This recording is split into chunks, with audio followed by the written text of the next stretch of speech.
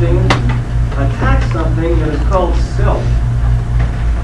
Now, that's not supposed to happen. If you don't attack their own self, just sometimes we do attack their own self. So we'll talk about some examples now of autoimmune disorders where the immune system mistakenly attacks us, our own self.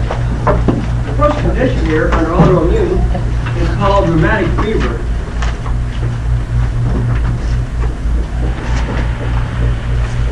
This is triggered by a bacterium called Streptococcus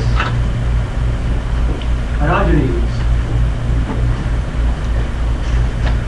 This bacterium triggers the problem. Does anybody who came in need a review sheet? Anybody? Okay. Now, strep pyogenes, you may know, causes strep throat. So the patient is exposed to this and they get strep throat. And these are round bacteria in chains. Let's go ahead and use this shape again as the so-called epitope, kind of a triangle. So the person reacts to this and they fight back by making antibodies that fit that shape. So the antibodies will bind there and take care of those bacteria. So far, so good. Here's the problem. Here's the patient's heart valve cell.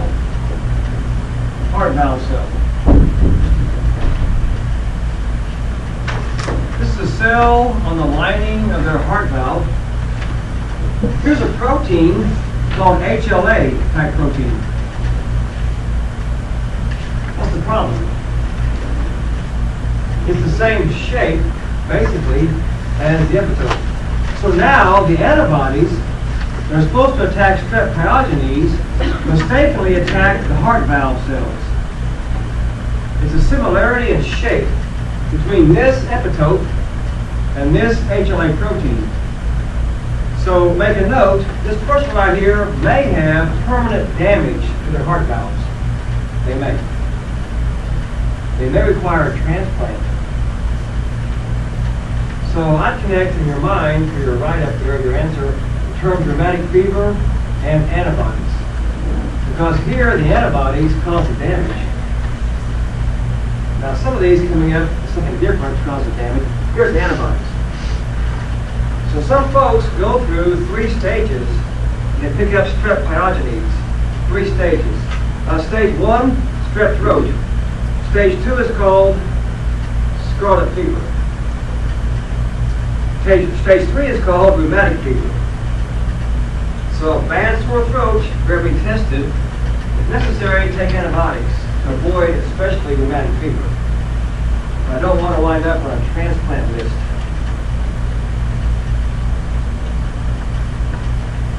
Another problem called autoimmune you may have heard about is a condition called lupus. Anybody heard of lupus? Now it seems like this happens where a person has cells that are breaking down. Now this is DNA. Now this is DNA in their system because dead cells break down. This takes place all the time. And DNA, our DNA, is called self to us. So the immune system should say, well, that's our DNA, so don't worry about it. But some folks do this. They make antibodies to attack their own DNA by mistake. These are antibodies are making to attack their own DNA. So dead cells break down, releasing DNA, which is now attacked by mistake by antibodies. Now moving in, because they think they're supposed to, are complement proteins. The C's are complement proteins. What they're trying to do is work with the antibodies to make some bacterium burst. And recall a process I mentioned a while back called cytolysis. So the C's are trying to work with antibodies to make a bacterium burst. The problem is there's no bacterium here. It's just DNA. So kind of make a note to yourself that the entire diagram right here is called an immune complex. It's their own DNA and antibodies to attack that by mistake, and complement proteins. Now the immune complexes will cause their symptoms. These are numerous. I'll mention 3 possibilities. They may have some skin rashes because of this, especially on the face. They may have some joint pain or arthritis.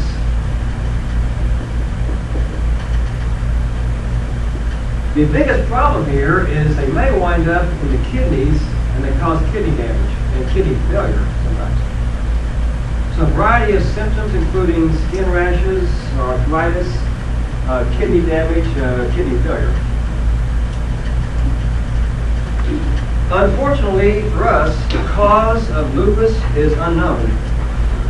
The cure is therefore none. No cure. We don't know why this takes place in some people and not others. Don't know why. Maybe someday we'll learn about this and have sort of treatment or preventative type thing to deal with it better. Next up is a condition you may have heard about called rheumatoid arthritis.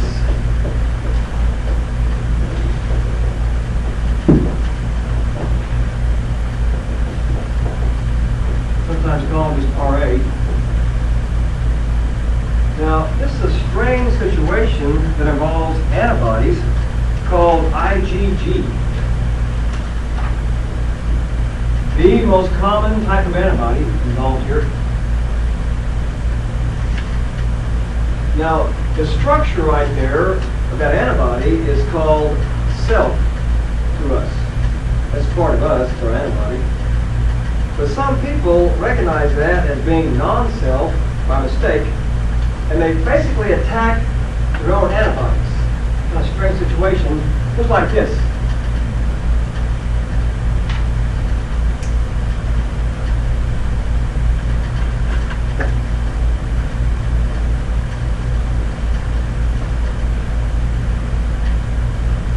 They make antibodies to attack their own antibodies. It's a mistake. Now the ones they're making, oops, there's some lines here. The ones they're making are called IgM type, the big type. So they make IgM antibodies to attack their own IgG antibodies by mistake. Not supposed to happen here. Now moving in, because I think they need to here, are a bunch of complement proteins.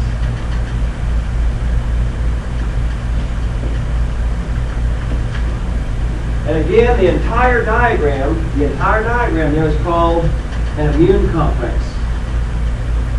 These are large because IgM antibodies, IgM, are large.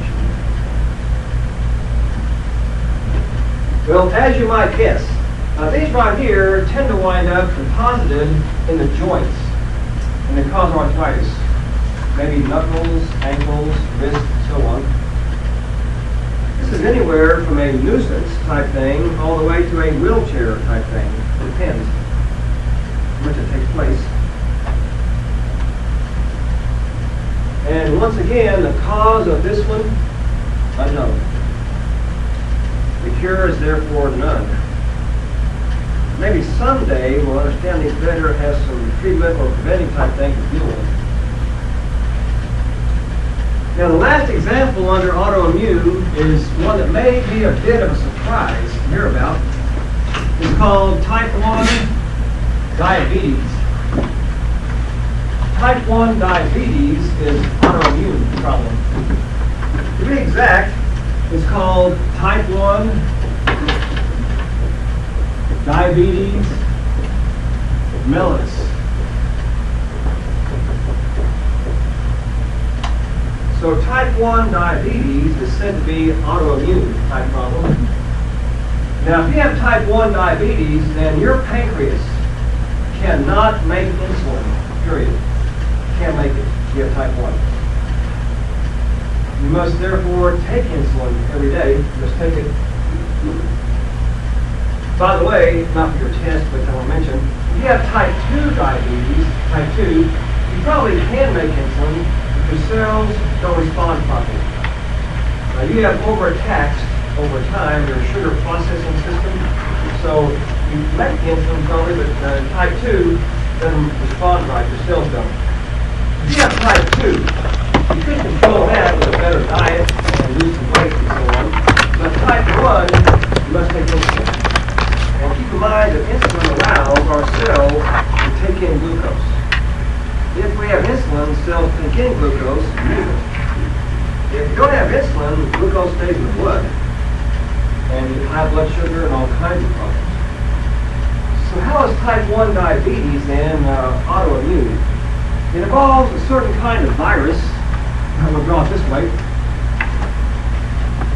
Now, we're not sure yet which virus or viruses trigger this. But the person responds to the virus by making millions of T cells. Here's a T cell that fits that shape. It does fit the epitope on some virus, not sure which one yet, or ones. So far, so good. We're making T cells to fight the virus, to attack the virus. Now the problem is, here's a pancreas cell. The job of this pancreas cell is to make insulin. Make insulin. Once again, what's the problem? It has HLA protein. HLA has the same shape, apparently, as epitope on a virus. So now the T cells mistakenly attack the pancreas cells. T cells attacked by mistake by pancreas cells. So pretty soon, that person cannot make insulin anymore. This takes place for most people who have it in their teenage years and may have to start it. So it kind of connects diabetes with T cells. The damage in rheumatic fever long ago is antibodies, but diabetes is T cells doing the damage.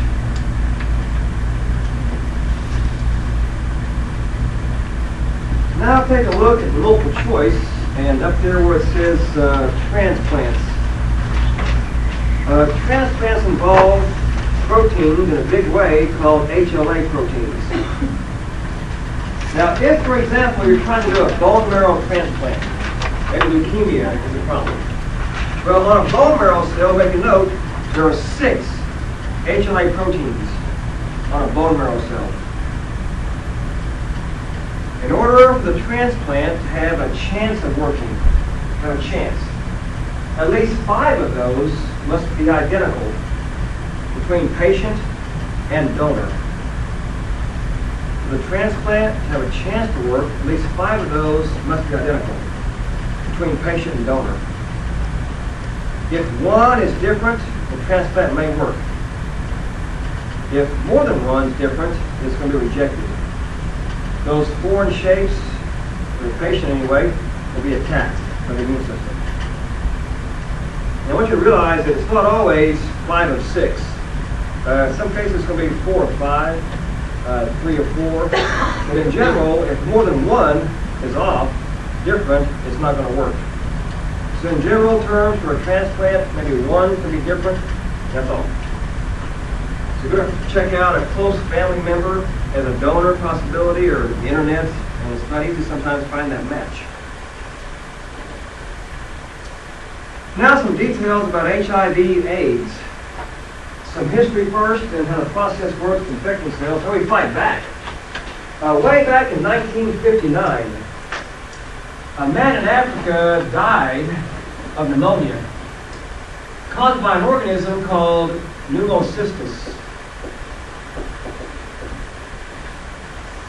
Now this is the date you have to know on the handout. He died of pneumonia caused by pneumocystis. Now, pneumocystis is not a bacterium. Make a note, this right here is called a yeast-like organism. Kind of yeast-like. Also make a note, it's normal flora for most people. For most folks, it will cause absolutely no problems at all. So way back in 1959, the doctor said this. This case here makes no sense at all. Because this right here is normal flora, no problem. So why in the world is it causing this man to have a fatal pneumonia? They were confused, didn't understand it back then, so they kept some of his blood to figure out later on what's going on in this strange case. In the early 1980s, what happened? Became aware of the AIDS situation, went back and tested his blood, and guess what? HIV positive. So make a note, this was the first documented case of AIDS in 1959. Didn't know back then what it was, but they figured out later that was the first AIDS case documented. It was not, I'm sure, the first AIDS case, or the first documented case.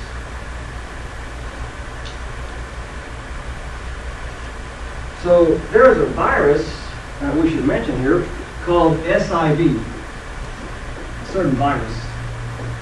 It's simian, some kind of monkey, immunodeficiency virus.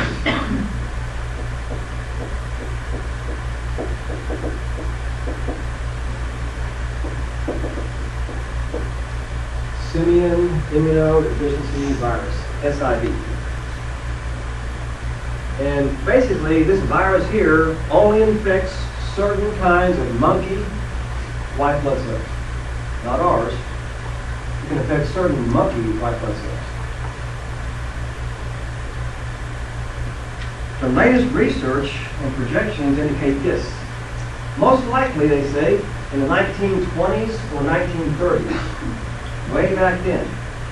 Now, this virus here mutated to a new strain that we named decades later HIV.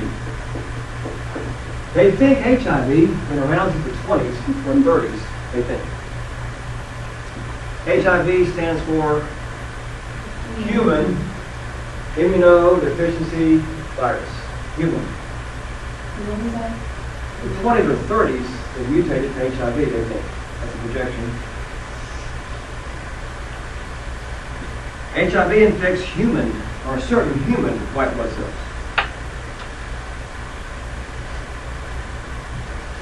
Now, in 1981, there was an explosion of cases, and the world became aware of this particular problem. We've been around the virus for a few decades, but now 81, the world aware of it. Now, at that point, most cases were among homosexual males at that time. And the symptoms they had were numerous infections, we now call secondary infections, kind of a wasting away of the patient, and usually a condition called Kaposi sarcoma.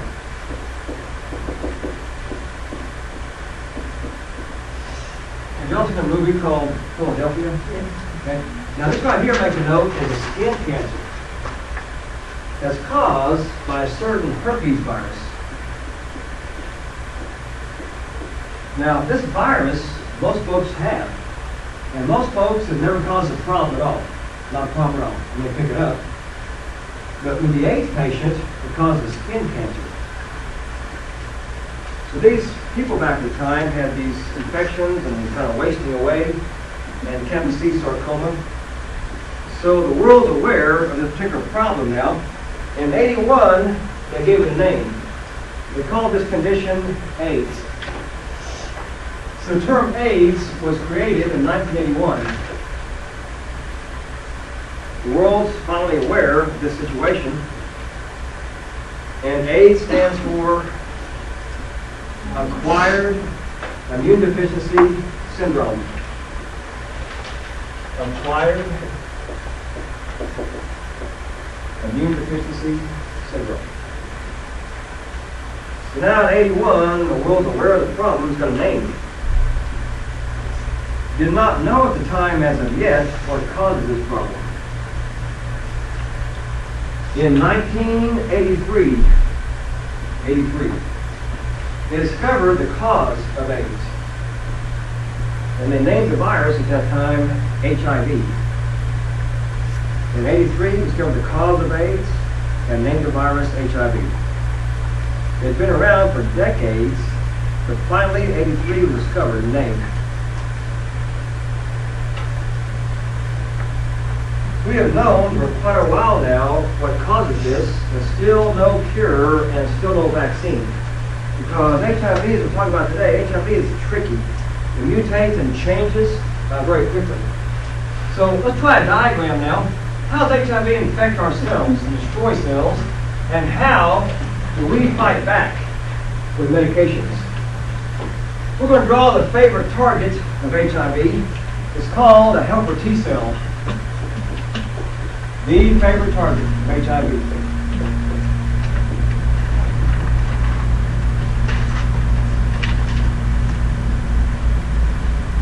Now there are two receptors involved in HIV binding to the cell. The receptor on top is called CD4. I drew it last week a different way, but it's CD4. On bottom is a receptor called CXCR4.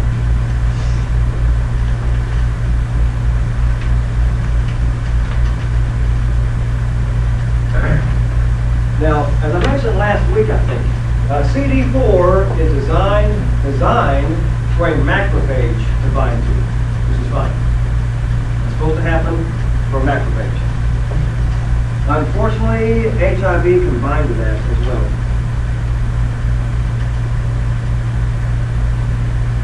Now, CXCR4 is designed for natural chemicals to bind to. They're called IO1, IO2. From our diagrams last week, those two chemicals bind to that receptor to stimulate the cell, which is fine. It's supposed to happen.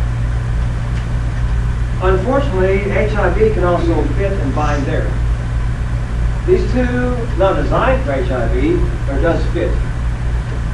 So now we're going to draw way too big. HIV binding here to infect the cell.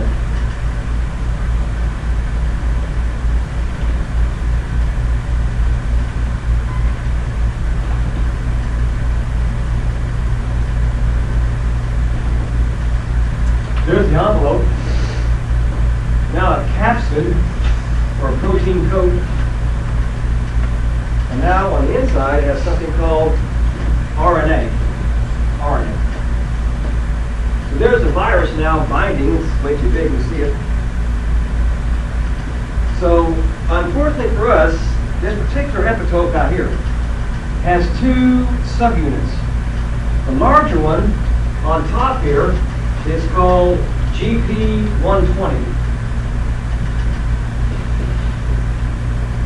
And GP stands for glycoprotein, sugar protein. The 120 tells them how big it is, certain units how big it is. So be sure to make a note that GP120 is a perfect fit for CD4, like a lock and key. Those two bind together. It's called the initial binding. They fit.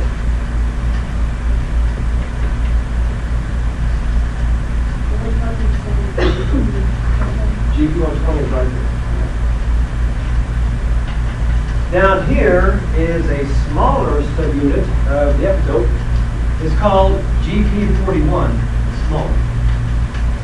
Unfortunately, GP41 right here is a perfect fit for CXCR4.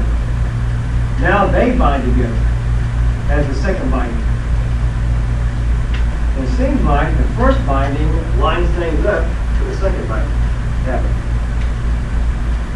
Now, once the second binding happens, then the virus enters the cell. So I'm drawing the cell now, way too big, HIV in the cell. Once the second binding takes place, enters the cell.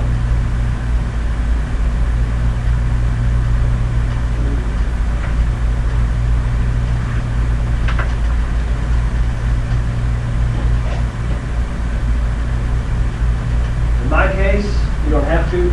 I'm going to erase this one. It's in the cell now, inside the cell. At this point in the process, the virus becomes latent.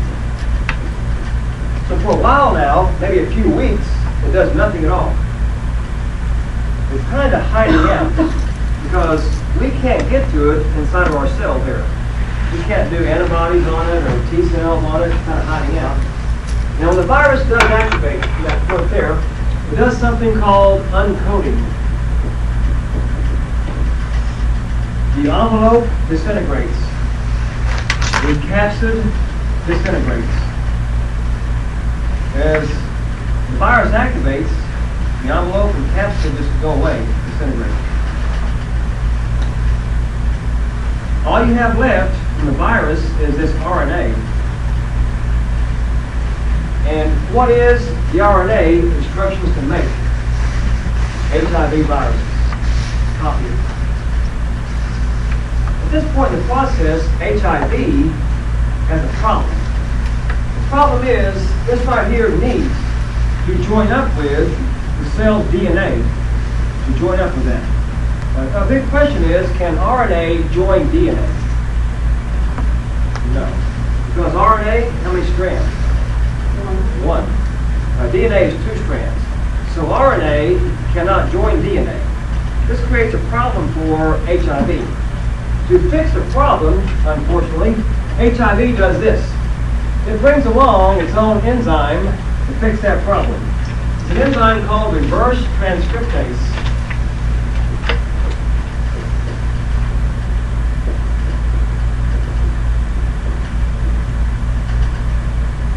Reverse transcriptase.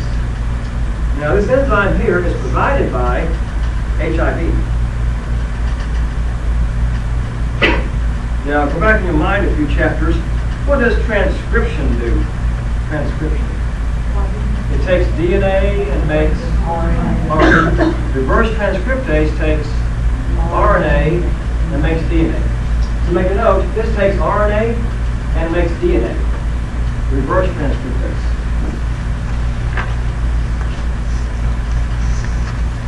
So now the enzyme takes RNA and makes a DNA version of the instructions. I'll use red today as HIV DNA. I should draw 2 strands twisted, and then I'll take the time to make some DNA. Now some more bad news for us. This enzyme right here unfortunately makes a lot of mistakes. So that some of the bases over here are the wrong base. So basically HIV mutates, changes very quickly because its own enzyme makes a lot of mistakes. This is very, very convenient for HIV. Its enzyme makes a lot of mistakes, therefore it changes, mutates rather quickly.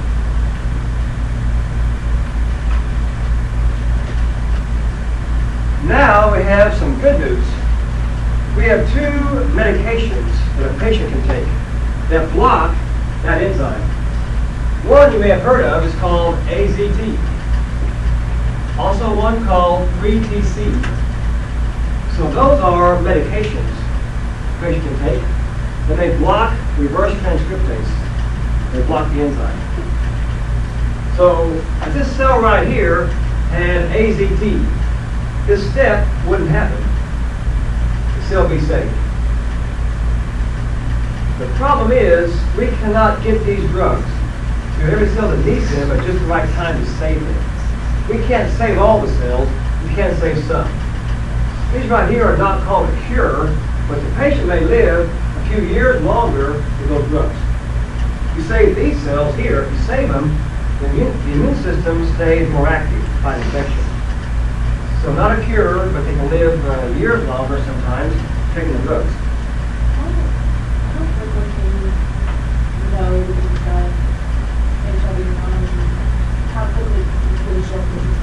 You mean for a test? Yeah. It may take 2 or 3 months to get the antibodies made. In the first 2 or 3 months, you may test you and you false negative. And once you make the antibodies for it, then you'll test. Now, let's assume the person here didn't have AZT or 3TC. So this was made here. Now the DNA joins up with the cell's DNA. It has all its own original DNA plus a new section here. Now, at this point, the process becomes latent for a while. But as the process continues activating, the cell has no choice to follow the instructions. So the cell now will follow these instructions here and make HIV copies. So the cell does this. The cell makes an enzyme it's told to make right there. It's called protease. So make a note, this is an enzyme provided by the cell. The cell's tricked into making this enzyme. Then protease makes a whole bunch of copies of HIV in the cell. Protease now makes numerous HIV copies. So protease takes the DNA and makes an RNA version of the instructions. Makes a bunch of them. This is being done by protease. It also builds around each one the so-called capsid. So protease is making HIV viruses here, a bunch of them.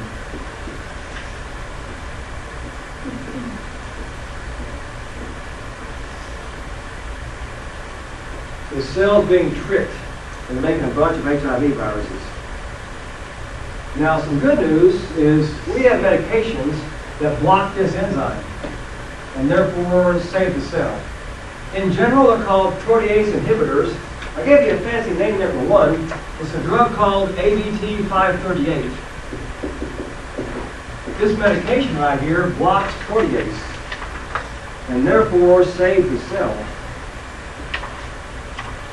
If this cell had ABT-538 and all the copies right here would not be made, the cell's saved. So these drugs can buy the patient some years to live longer, save cells. Now, if they had no drug like that, the HIV copies were made. The last step in the process here is the viruses now leave the cell. Now, as they leave the cell, they steal a section of plasma membrane. They rearrange it to make an envelope on the way out. So as they leave, they use plasma membrane material to make the envelope on the way out. The envelope comes from plasma membrane material of the cell. The problem is, as they leave like this, they're essentially poking holes in the plasma membrane as they leave. So pretty soon, what's the helper T cell do? They're called apart and dies. These go out to infect more cells, and the process continues. So the ongoing process of making helper T cells in our bone marrow and the virus destroying helper T cells. The ongoing battle between making these and being destroyed by HIV. Now the handout says the HIV/AIDS criteria. Well, how do you tell if some patient is just HIV positive? Or they also have a condition called AIDS. You basically, to check their status, you draw blood and you count the helper T cells. You count them. Now, we're supposed to have about 1,000 helper T cells in a cubic millimeter of blood. It'll be a small drop. If some patient is HIV positive and their count is less than 200, that's the definition of an AIDS case. HIV positive counts less than 200. If they're HIV positive and the count's 200 or above, they're just HIV positive, not AIDS. So draw some blood, make the count there, and check their status. Now, a while back, I read a case study where a certain man was HIV positive. And here was his helper T cell count, his count. It was 64. What does that mean? HIV positive, full-blown AIDS, and near death. He started taking what they call sometimes the triple cocktail, which means these two drugs and some kind of protease inhibitor, perhaps that one. In about 3 weeks, taking the drugs, here's his count. From 64 up to 640. What does that mean? No longer an AIDS patient. HIV positive still, but not an AIDS patient. Now, they didn't follow this man the rest of his life, and my guess is he lived a few years longer and then died of AIDS. Because the medications, though, live a few years longer. The controversy is the medications are expensive. Who gets them? In some countries, not many people get these medications. So you say paclitaxel, AZT? Yeah, these two right here, and some kind of inhibitor of this one, perhaps that one there. There are other protease inhibitors besides that. Is it true that you can take the cocktails and hit you with a fall? I suppose it could happen, but the test I'm thinking about is an antibody test. It should still be okay, though, because antibodies aren't affected by the drugs. Now, the Western blot test, where the proteins can be taken care of and not be there. So it's a little bit different. Can you repeat the whole thing about the 200 and HIV and Sure. the AIDS? If some patient is HIV positive, their count of helper T cells is less than 200. That's also an AIDS case. That's full-blown AIDS. Like right here, is HIV positive and full-blown AIDS. If their count of helper T cells are 200 or above, like this, they're just called HIV positive, not an AIDS case. Thank you. Now the handout says 4 body fluids. There are 4 body fluids that can transmit HIV. It can be transmitted by blood, and from the male, they transmitted by semen, also by vaginal secretions and breast milk. So blood, semen, vaginal secretions, and breast milk.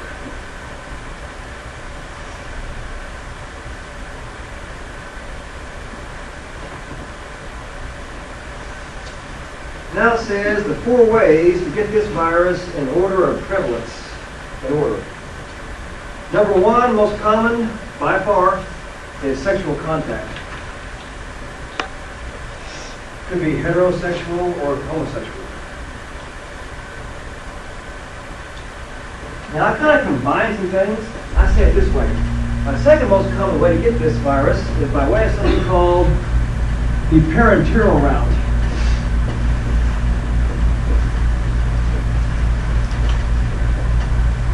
Parenteral route. Second most common. What does that mean?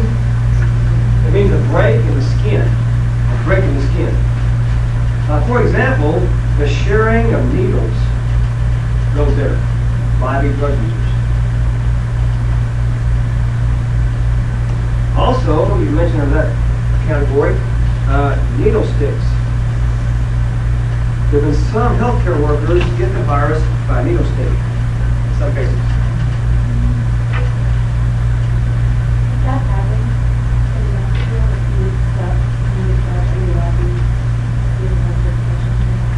Find out certain ways to do the problem.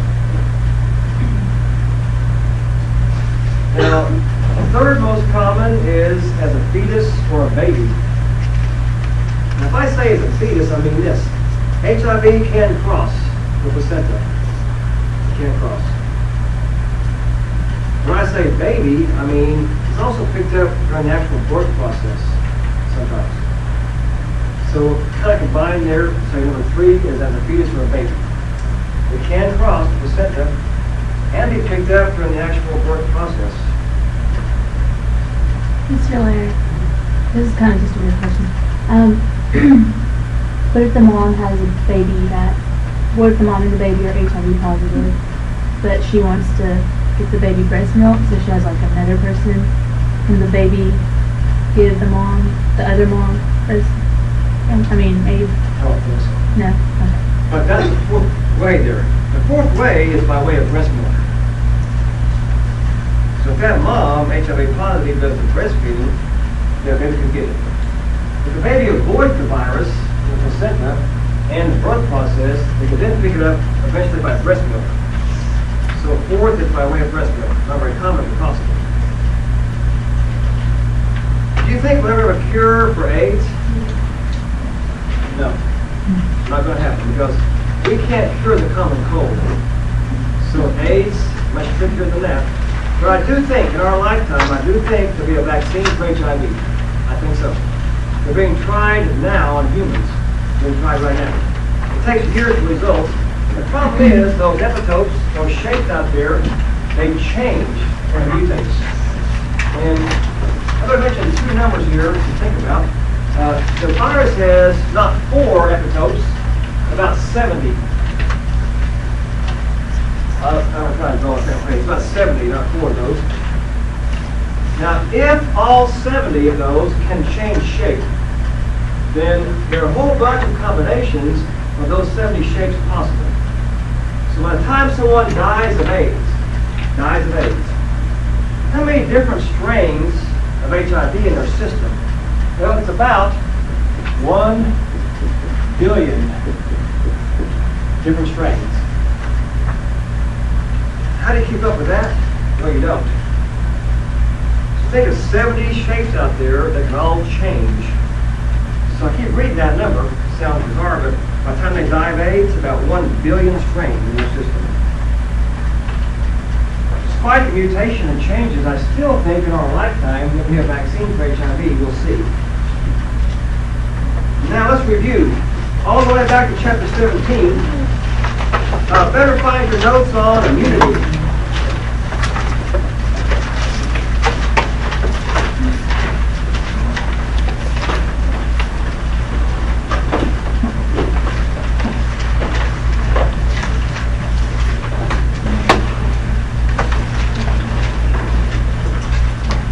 As usual, be a stand on the pencil next time. We have 40 multiple choice and 2 discussion questions. If I choose the first question at the bottom down there to write out, or a definition for immunity, you cannot get symptoms of disease due to natural body defenses.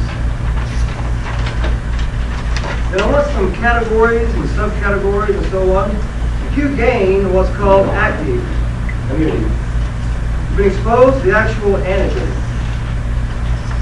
If we say natural active, then you've got the disease, and now you're immune. If we say artificial active, it's a vaccine like MMR. If you gain what's called passive immunity, you've received antibodies to make you immune. If we say natural passive, that could be IgA antibodies in breast milk for a baby, or IgG for the baby before it's born. If we say artificial passive, that's a shot of antibodies like RIG, the rabies shot.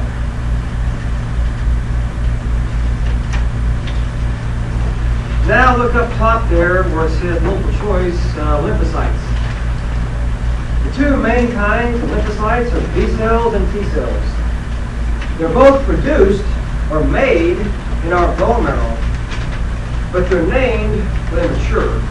In our case, the B stands for bone marrow, mature there. The T stands for thymus gland. Now, B cells are involved only in antibody-mediated part. The T cells are involved in both parts, antibody-mediated and cell-mediated. Now, antigens are the bad things, like viruses and bacteria and so on, and they tend to have epitopes. So epitopes are surface proteins on antigens that stimulate the immune system to respond. There are 3 main places in general you find epitopes. They're on bacteria, viruses, and toxins.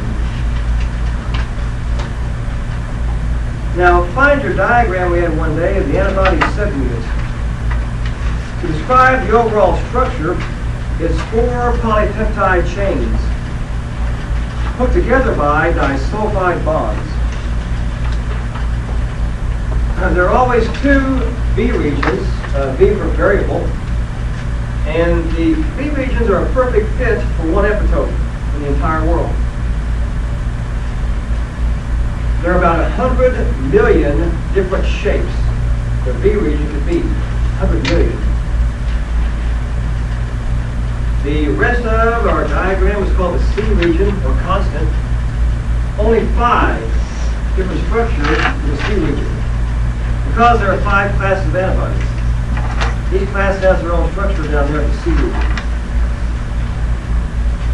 On the 5 classes, know just their role. IgG are by far most common to fight the infection, and the only ones that can cross the placenta. IgA are in body secretions like breast milk, saliva, and mucus. IgM are the first response antibodies, also the blood typing allo antibodies. IgE attack parasites and involve allergic reactions. IgD help us make more antibodies, IgD. They're found mainly on the B cells. We can't put this off any longer. Find your big diagrams on antibody-mediated cell disease. Now, what I'm worried about right here, though, is just a word diagram. The word diagram. Now, if I was you, I'd try this. It may help you out. I'll come in here next time, get your test sheet, turn it over. On the back, jot some things down, abbreviated. So here's my diagram called antibody-mediated. That's abbreviated. Let's try that. Go like this.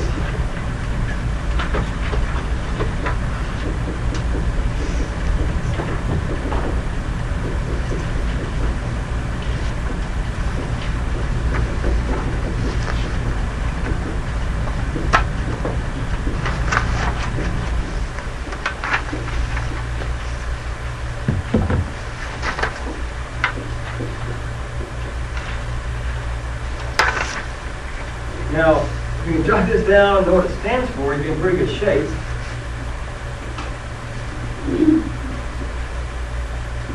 I want to talk about some possibilities here that you might get for questions, multiple choice.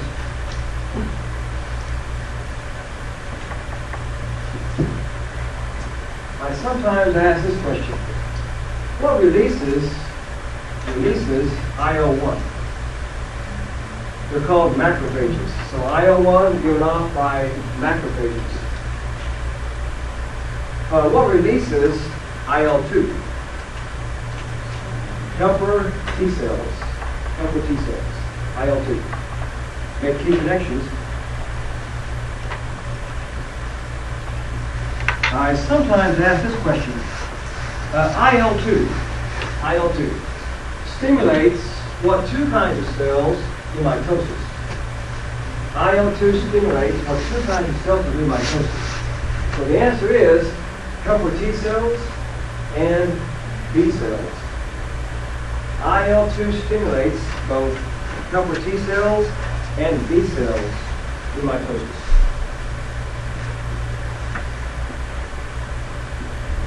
In this diagram, what can give us long-term immunity? Memory B cells. Be careful. Memory B cells. And one more question I can think of, I may ask. What actually secretes the antibodies? They're called plasma cells. So plasma cells secrete the antibodies. So you'll see some of those questions on your test, multiple choice. On the other diagram called cell-mediated, I'm going to try some dittos because the first 2 steps over here are the same thing. I'm going to draw from here down, which is different. It's different.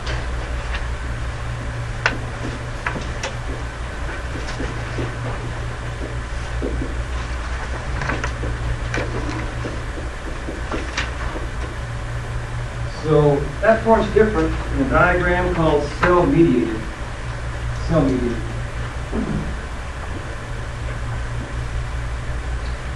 Now some of the questions over here are the same thing. The chemical called IL-1 is still given off by macrophages. IL-2 still given off by helper T cells. Those connections are the same as last time. But you may see a question like this. Over here, IL-2 stimulates what 2 kinds of cells do mitosis? They're called helper T cells and cytotoxic T cells. Over here, IL-2 stimulates two kinds of cells in mitosis, helper T cells and cytotoxic T cells.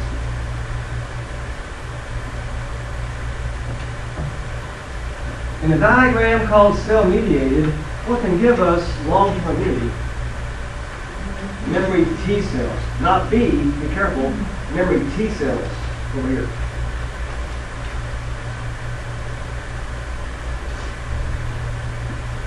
You'll see some of those on the advanced multiple choice.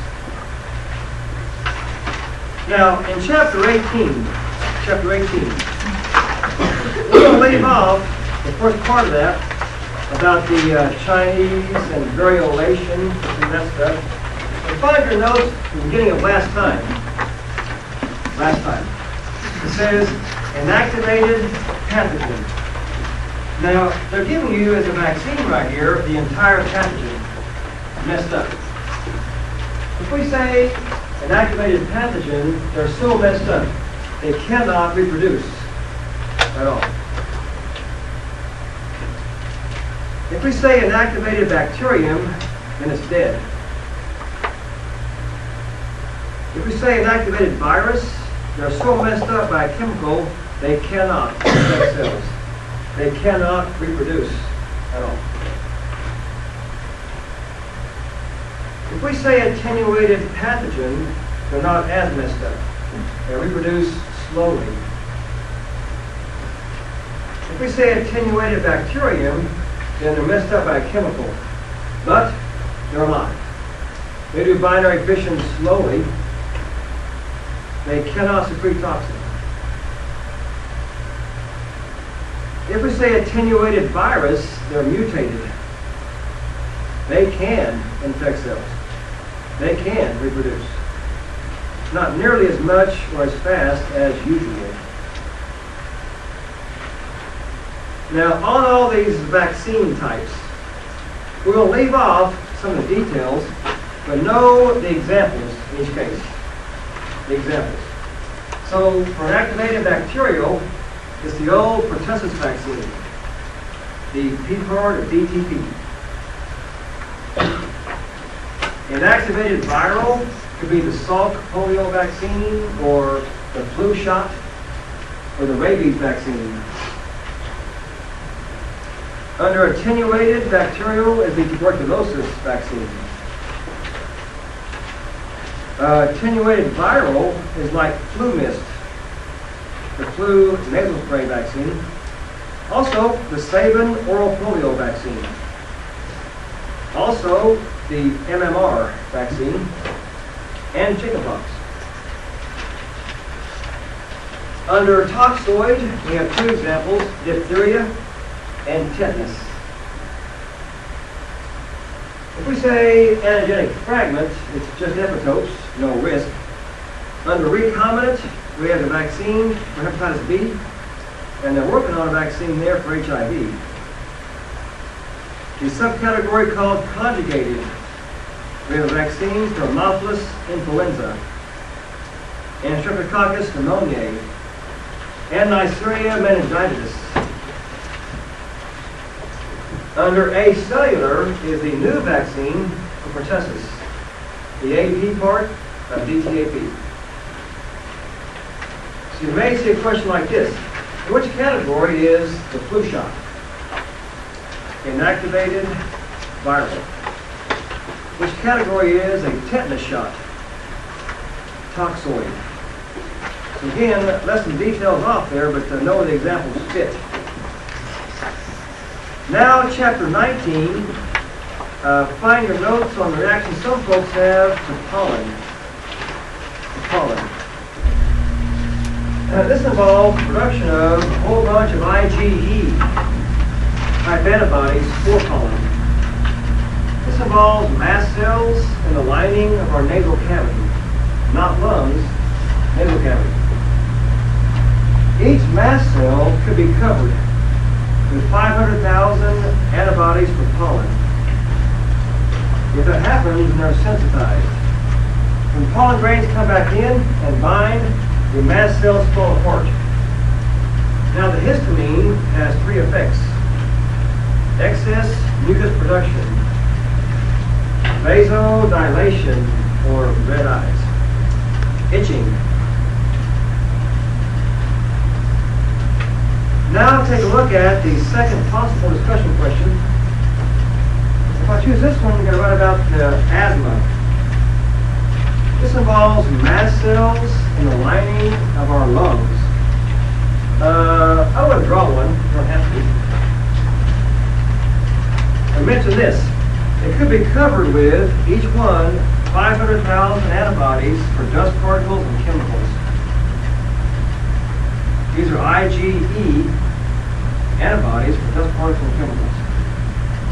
You can draw if you like the cell antibodies, you don't have to. Now, when they come back in, those dust particles and chemicals and bind to antibodies, it makes the mast cell produce leukotrienes. When they're released, leukotrienes affect bronchioles. They make smooth muscle around the bronchioles contract, they start to close up. The person needs nasal spray that includes epinephrine. Make the muscle relax and the bronchioles open back up. Now back to multiple choice where it says systemic anaphylaxis. This involves IgE type antibodies for bee venom and a bee sting, for example. Now they coat the basophils in the blood. Each basophil could be covered with 500,000 IgE antibodies for bee venom. If they're again stung by a bee, the molecules of bee venom bind, the basophils fall apart. Now, large amounts of histamine have two effects. They make peripheral arteries dilate, blood slows down, blood pressure goes down. This is called anaphylactic shock.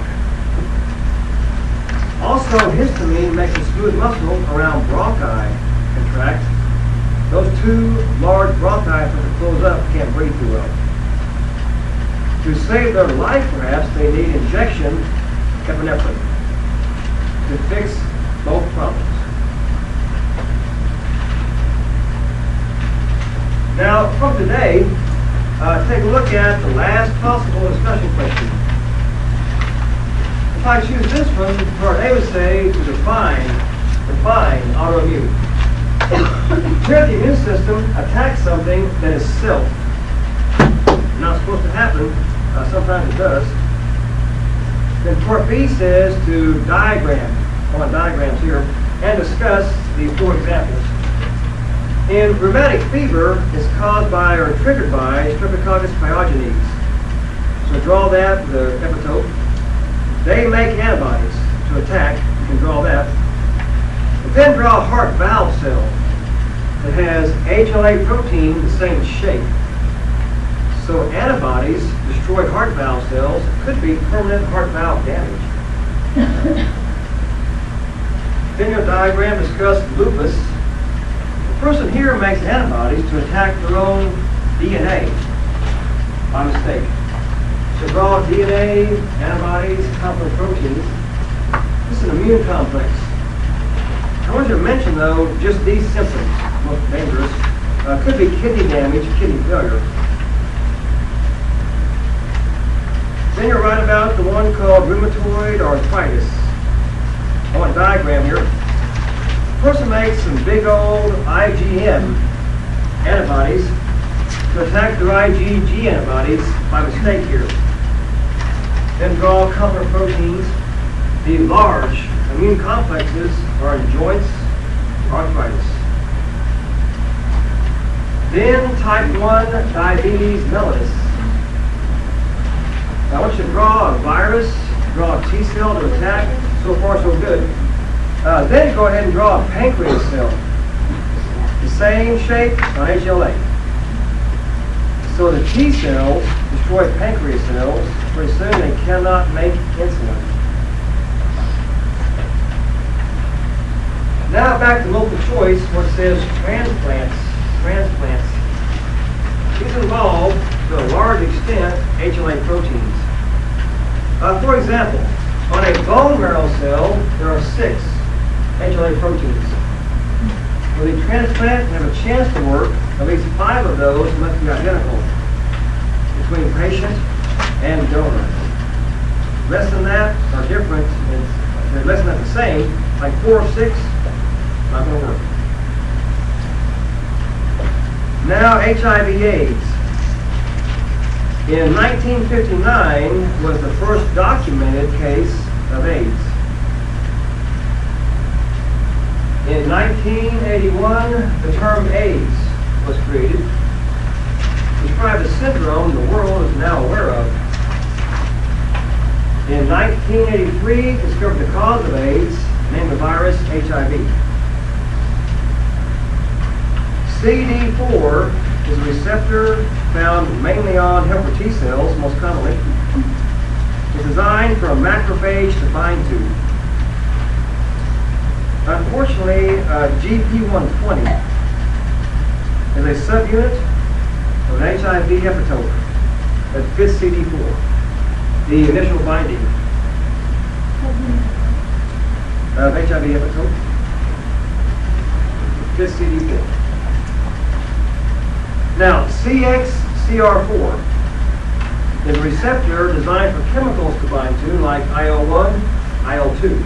That'd be fine. Unfortunately, GP41 is a subunit of an HIV epitope that fits CXCR4. That's the second binding. Once you have the second binding, the virus enters a cell, the cell's infected. Now find your notes on reverse transcriptase. This is an enzyme provided by HIV. It takes RNA and makes DNA. It can be blocked by medications called AZT and 3-TC. Now protease is an enzyme provided by the cell. Protease makes numerous HIV copies inside the cell. Protease can be blocked by medications like ABT 538. If some patient is HIV positive, their helper T cell count is less than 200, they have full-blown AIDS.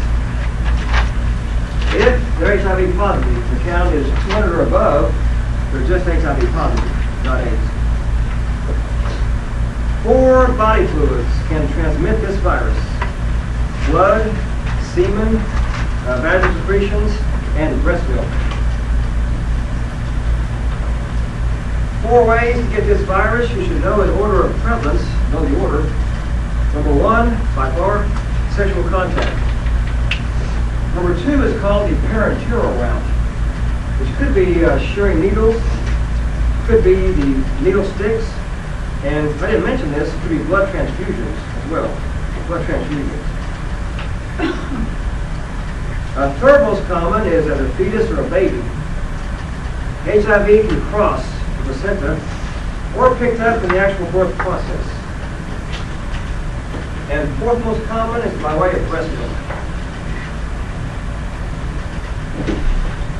If you have questions on your notes, I'll be around. Otherwise, that's all. Don't forget the recorder.